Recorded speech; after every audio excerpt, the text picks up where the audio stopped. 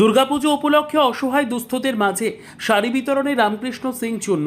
শামশেরগঞ্জ থানাপাড়া কালী মন্দির ট্রাস্টের কর্ণধার বিশিষ্ট সমাজসেবী রামকৃষ্ণ সিং ওরফে চুন্নুবাবুর পক্ষ থেকে শত শতর বেশি অসহায় দুস্থদের বস্ত্র বিতরণ। প্রতি বছরের ন্যায় এবছরেও শুক্রবার দুপুর নাগাদ শামশেরগঞ্জ থানাপাড়া কালী মন্দির প্রাঙ্গণ থেকে শত শতর বেশি দুস্থ অসহায়দের হাতে দুর্গাপুজো উপলক্ষে শাড়ি তুলে দিলেন শামশেরগঞ্জের অন্যতম সমাজসেবী দানবীর রামকৃষ্ণ সিং চূন্য।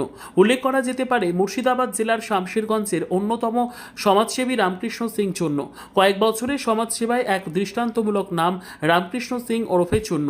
ঈদ কিংবা পুজো সমস্ত উৎসবেই অসহায়দের পাশে দাঁড়ান এই মহান দানবীর রামকৃষ্ণ সিং চূন্যবাবু। ইতিমধ্যেই শামশেরগঞ্জে তিনার বেশ কিছু উদ্যোগ ধারাবাহিকভাবেই চলছে, যেমন 1 টাকায় পেট ভর্তি আহার, সম্পূর্ণ বিনামূল্যে হোমিওপ্যাথি চিকিৎসা, বিভিন্ন অসহায় পরিবারের মেয়ের বিয়ের জন্য সাহায্য, বিভিন্ন অনুষ্ঠানে বা সংস্থাকে আর্থিক সাহায্য থেকে শুরু করে একাধিক উল্লেখযোগ্য কাজ করে চলেছেন শামশেরগঞ্জের এক অন্যতম দানবীর সমাজসেবী রামকৃষ্ণ সিং চূন্য। তিনি বিগত কয়েক বছর ধরে অসহায় দুস্থদের জন্য যেভাবে একাধিক উন্নয়নমুখী কাজ করে চলেছেন তা দৃষ্টান্তমূলক। যতই প্রশংসা করলে তা কম হয়ে দাঁড়াবে।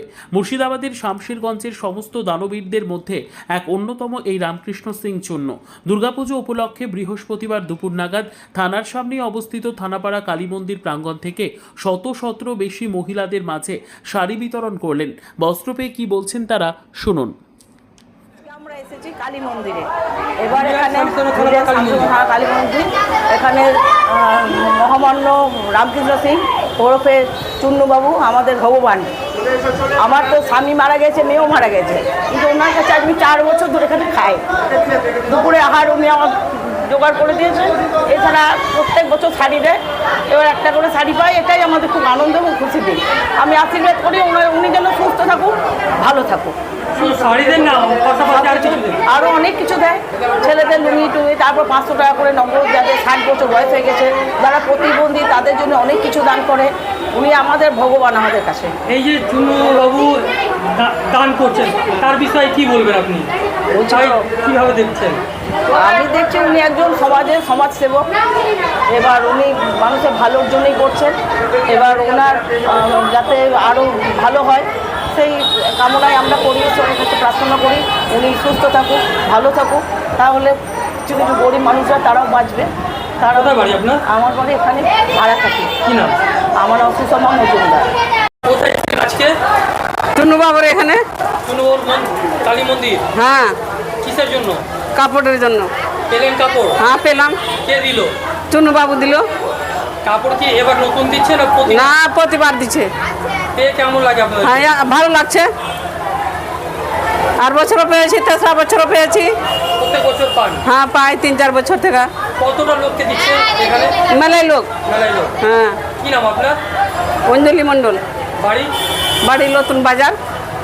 এই যে এখানে ছিলাম। কোথায়? মন্দিরে। কালী মন্দিরে? হ্যাঁ। থানাপাড়া কালী মন্দিরে? হ্যাঁ। কি করতে এসেছিলেন? শাড়ি নিতে। কে দিচ্ছে শাড়িটা? চুন্নুবাবু। এইটা কি প্রথমবার দিচ্ছে? সব বছর দেয়। সবাই দেয়। পুজোর আগে শাড়ি পেলেন, কেমন লাগছে আপনাকে? হ্যাঁ কেমন লাগছে আপনাকে? ভালো। কি বলবেন চুন্নুবাবুর ব্যাপারে? ভালো বলবো, কি বলবো। কি নাম আপনার? শ্যামলী বলবো। বাড়ি? গুড়িপাড়া। মন্দির কালী মন্দির।